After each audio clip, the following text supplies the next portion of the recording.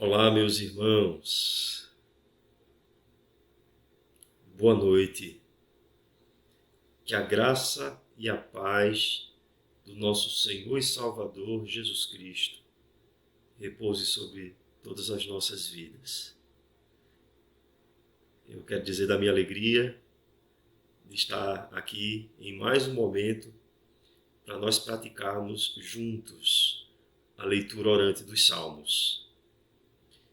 Eu já falei e já fiz algumas orientações na semana passada, mas eu vou repeti-las aqui, pelo menos algumas delas, para que esse hábito possa estar a cada dia fazendo parte da nossa vida, da nossa rotina, e para que a gente possa usar dessa ferramenta de maneira que a gente possa desenvolver uma prática saudável de relação com Deus através da leitura orante dos Salmos. Mas o que seria a leitura orante dos Salmos? É uma tradição antiga da Igreja e que leva em conta a literatura dos Salmos, bíblica dos Salmos, para que nós possamos fazer uso dela no momento da oração. E quando fazemos uso da leitura do Salmo no momento da oração, essa leitura, como é palavra revelada de Deus, inspirada por Deus, ela desnuda também o nosso coração e Deus fala de maneira íntima com cada um de nós. E quando a gente fala de intimidade, a gente está falando de conhecimento. Conhecer é, muitas vezes na Bíblia, sinônimo de intimidade. E quando a gente fala em conhecer a Deus, em ter intimidade com Deus através da oração e da leitura da palavra, a leitura orante dos Salmos une essas duas coisas. E falando em conhecimento de abertura aqui, eu desejo trazer um trecho pequeno de um livro que eu gosto muito, que são as Confissões ou Confissões de Santo Agostinho, ou Agostinho de Hipona. Ele, no seu livro 10, ele abre o livro com as seguintes palavras: que eu te conheça, meu conhecedor, que eu te conheça como sou conhecido. Virtude da minha alma, entra nela e captura, para que a tenhas e possuas, sem mancha nem ruga. Irmãos, a gente, para fazer a leitura dos Salmos, a leitura orante dos Salmos, é importante algumas coisas que são preliminares, vamos colocar assim. A gente está num ambiente em que a gente evite ao máximo possível as distrações, ou tudo aquilo que tire a nossa atenção. Eu sei que alguns de nós não terá nesse momento a oportunidade de fazer isso, mas possa ser que em um outro momento que não seja desse momento que estamos utilizando para a leitura orante, você possa fazer isso individualmente, a sós, você e Deus. Eu acredito que a leitura orante dos Salmos, o que tenho feito aqui, é muito mais para despertar o interesse dessa forma de ler a Bíblia, de orar a Bíblia e de ouvir Deus falar através das Escrituras ao nosso coração. Então, como é que a gente faz essa leitura? A primeira coisa que nós iremos fazer é ler o texto bíblico. Iremos ler o texto bíblico por completo, de uma maneira pausada, atentando bem para as palavras. E depois de fazermos essa leitura, nós iremos interiormente meditar naquilo que nós lemos. E aí podemos fechar os olhos e tentar visualizar algum trecho desse salmo que tem comunicado algo de especial ao nosso coração.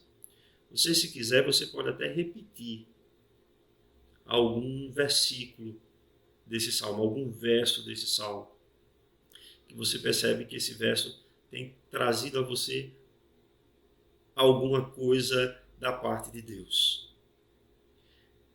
A gente pode fazer essa leitura 2 até 3 vezes. fazendo sempre esse intervalo e usando sempre desse silêncio para a gente tentar meditar na palavra. Feito esse momento, passado esse momento, eu vou trazer aqui uma meditação daquilo que acredito que o Salmo tenha tratado ao meu coração, tenha comunicado a mim. E como sempre tenho dito, nós somos seres humanos e nós nos identificamos uns com os outros. É provável que quando eu traga alguma coisa que acredito eu o Salmo tenha tratado comigo de maneira específica, possa ser que alguns irmãos também se identifiquem com aquilo que irei trazer. E isso acontece porque a palavra de Deus é viva. A palavra de Deus, ela transborda dos nossos corações para os corações dos irmãos. E ela acrescenta a cada um de nós fé. Então, teremos esse momento em que farei eu mesmo uma meditação. Após esse momento, teremos um momento de oração, uma oração final. Se percebe que não é nada longo, nem cansativo. É algo bem objetivo. E eu acredito, mesmo sendo uma tradição antiga, já disse isso aqui, ela é muito atual por conta disso.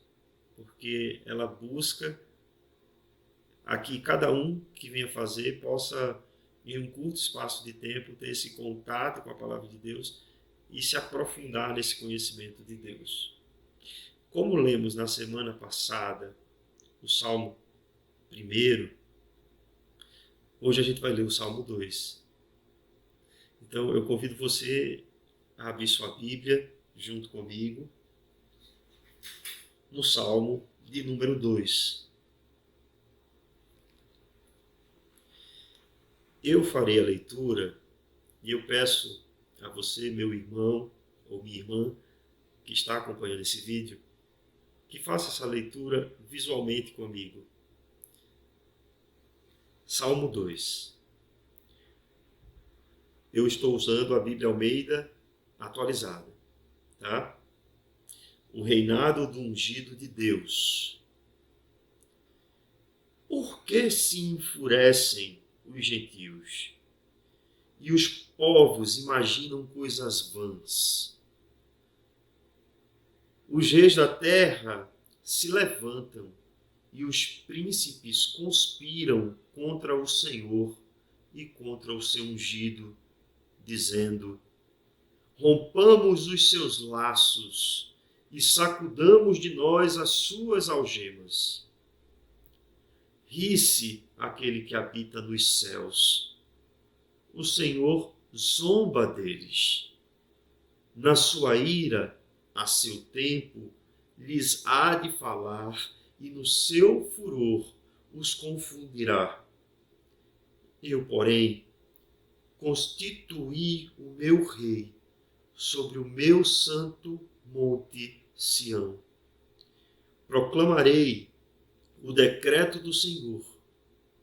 Ele me disse: tu és meu filho, eu hoje te gerei. Pede-me, e eu te darei as nações por herança, e as extremidades da terra por tua possessão. Com vara de ferro as regerás e as despedaçarás como um vaso de oleiro. Agora, pois, ó reis, sede prudentes, deixai-vos advertir, juízes da terra. Servi ao Senhor com temor e alegrai-vos nele com tremor. Beijai o filho, para que se não irrite e não pereçais no caminho, porque dentro em pouco se lhe inflamará a ira. Bem-aventurados todos os que nele se refugiam.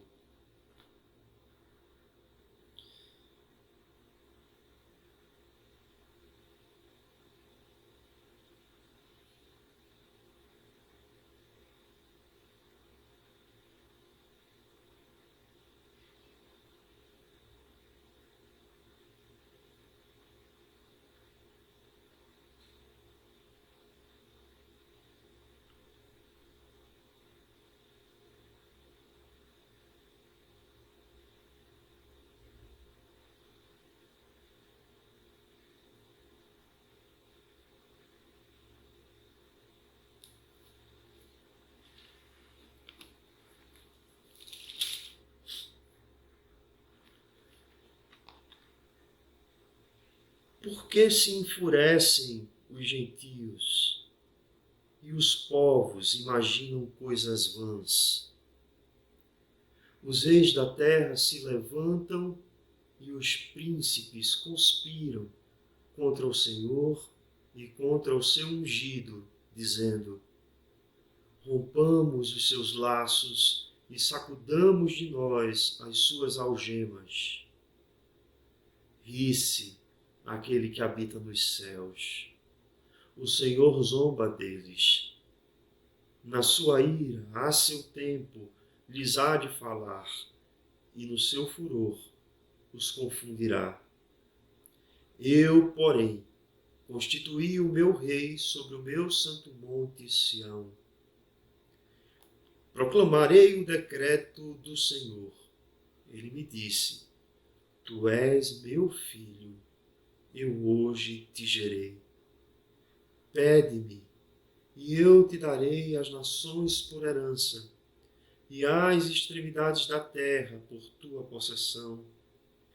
Com vara de ferro as regerás, e as despedaçarás, como um vaso de oleiro.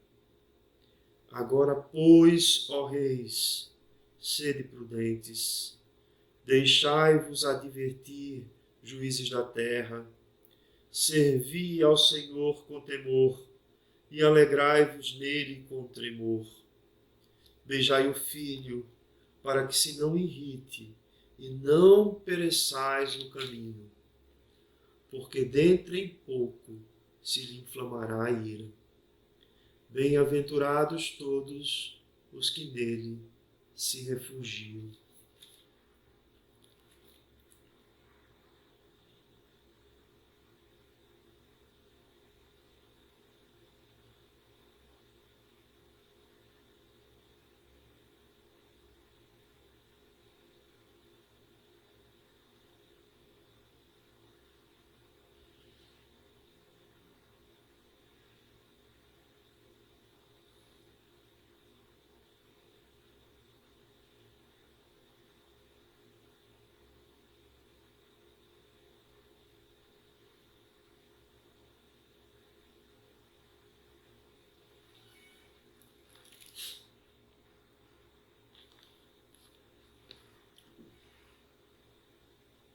Por que se enfurecem os gentios e os povos imaginam coisas vãs?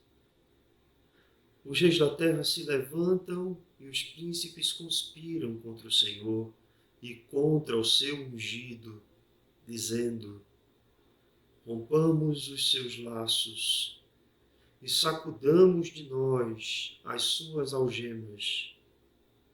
Ri-se aquele que habita nos céus. O Senhor zomba deles. Na sua ira, a seu tempo, lhes há de falar, e no seu furor os confundirá. Eu, porém, constituí o meu rei sobre o meu santo monte Sião. Proclamarei o decreto do Senhor. Ele me disse: tu és meu filho, eu hoje te gerei. Pede-me, e eu te darei as nações por herança, e as extremidades da terra por tua possessão. Com vara de ferro as regerás e as despedaçarás, como um vaso de oleiro. Agora, pois, ó reis, sede prudentes, deixai-vos advertir, juízes da terra. Servi ao Senhor com temor, e alegrai-vos nele com tremor. Beijai o filho, para que não se irrite e não pereçais no caminho, porque dentro em pouco se lhe inflamará a ira. Bem-aventurados todos os que nele se refugiam.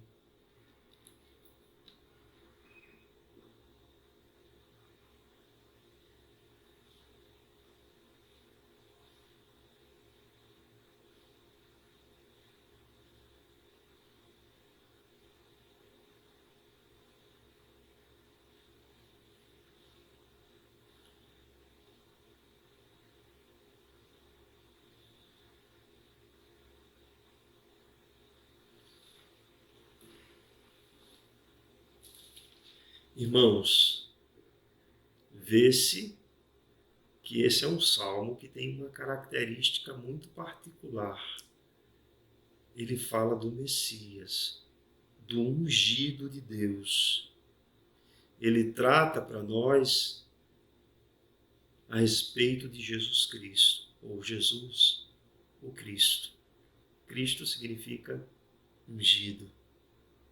Aquele que veio nos salvar, aquele que estabelece a sua justiça, aquele cujo reino prevalecerá a despeito dos reinos humanos. Quando a gente olha para esse salmo, pelo menos eu me deparo com algumas inquietações na minha alma. Uma delas é que a gente percebe que vive num mundo em que a injustiça é algo muito comum. A injustiça é algo que parece que faz parte de todas as esferas da sociedade. E quando nós nos deparamos de maneira tão recorrente assim com a injustiça, nós ficamos às vezes decepcionados, frustrados, sem ter, humanamente falando, a quem recorrer, no caso em que a justiça não seja feita, ou que a injustiça aconteça. Isso nos faz perceber que a nossa confiança, a minha confiança, ela não pode estar posta nos governantes da terra. A minha confiança, ela não pode estar posta nos juízes dessa terra. A minha confiança, ela tem que estar posta em Deus. Por quê? Porque embora esse mundo possa se voltar contra tudo aquilo que faz menção a Deus, inclusive se voltar contra o seu povo, a gente sabe que isso é debalde, isso é vão. Não adianta, não adianta. As portas do inferno não prevalecerão sobre a igreja. Não prevalecerão. Podem os reis da terra se levantarem contra o Senhor. Podem os príncipes conspirarem contra o Senhor. Mas ainda assim o Senhor é vencedor. E em Cristo nós também, a sua igreja, somos mais que vencedores. Vimos que na primeira vinda de Jesus Cristo isso aconteceu, né? Os príncipes conspiraram contra ele para o matar. E acreditando que isso seria capaz de silenciar o Filho de Deus, o ungido, o Cristo, eles o puseram numa cruz. Ao ser sepultado, eles colocaram uma pedra grande no seu túmulo e parecia ali ser um ponto final. Parecia que a história terminaria ali, mas isso não foi o que aconteceu. Jesus Cristo ressuscitou de entre os mortos e hoje ele está vivo em um corpo humano glorificado. E ele está assentado no seu trono, governando sobre todas as coisas, e um dia ele fará justiça. Ele estabelecerá o seu juízo. Glória a Deus por isso. Vemos aqui que ainda existem pessoas nesse mundo que riem dos cristãos, que zombam do Evangelho e de Jesus Cristo, o nosso Redentor. E eles acreditam que a vida que eles levam, devido ao poder que eles possuem, seja um poder político, econômico, eles acreditam que eles são indestrutíveis, que eles não podem ser destronados. Isso é um grande engano da parte deles. O Salmo diz que no céu o Senhor olha para esses homens que perseguem o povo de Deus, perseguem a sua igreja e acham que eles vão prevalecer, e o Senhor ri deles. O Senhor ri deles. Eles não sabem o que espera por eles, aqueles que rejeitaram Jesus Cristo, aqueles que rejeitam Jesus Cristo, eles estão debaixo da ira de Deus. E por estarem debaixo da ira de Deus, no tempo certo, Deus os confundirá. Deus mostrará para eles que quem manda nesse mundo, quem manda em todo o universo, quem manda sobre toda a criação é Deus. É Jesus Cristo, seu Filho unigênito. O rei já foi constituído. Podemos celebrar o reinado de Jesus Cristo. Cremos que ele já reina. Ele está sentado no trono. E um dia ele fará valer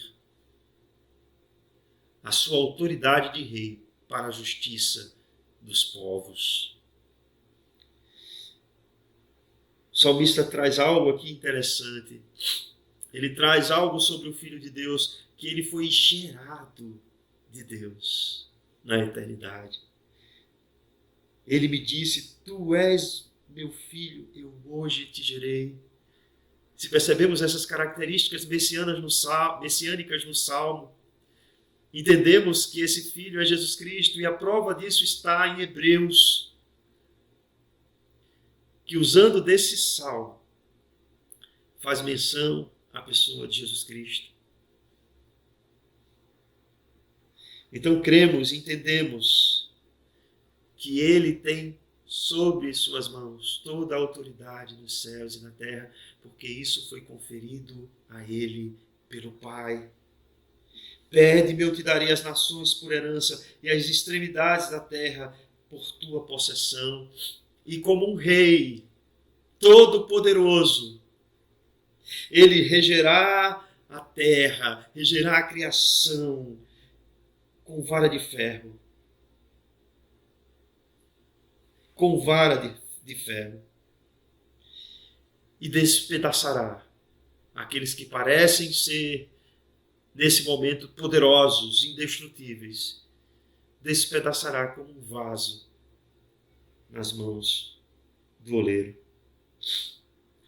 E aqui ele traz um alerta, que é para os reis, para os poderosos, para aqueles que estão investidos de autoridade. Agora, pois, reis, sede prudentes. Sejam prudentes. Deixai-vos advertir, juízes da terra. Prestem atenção. Há um rei.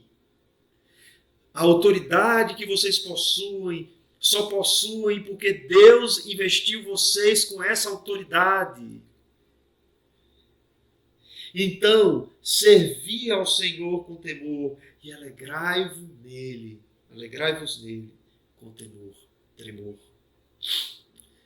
A gente percebe uma coisa aqui, a reverência que prestamos a Deus não é uma reverência que nos faz perder a alegria. Muito pelo contrário, aqueles que se submetem à advertência de Deus, se submetem à palavra de Deus, esses têm no seu coração alegria, júbilo. E nessa advertência ele traz algo aqui que eu acho poético e maravilhoso. Diz assim, beijai o filho, para que não se irrite e não pereçais no caminho. Quem é o Filho, meus irmãos? É Jesus Cristo, nosso Senhor. Precisamos honrá-lo. E como honramos ao Filho? Guardando os seus mandamentos. Como vimos ali no Salmo 1, meditando na sua palavra de dia e de noite. Assim honramos o Filho. E devemos fazer isso, sabe por quê?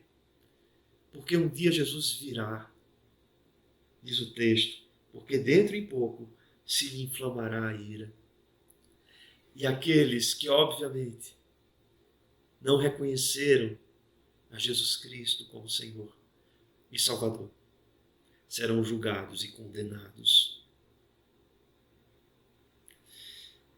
O Salmo termina com uma bem-aventurança, dizendo: bem-aventurados todos os que nele se refugiam.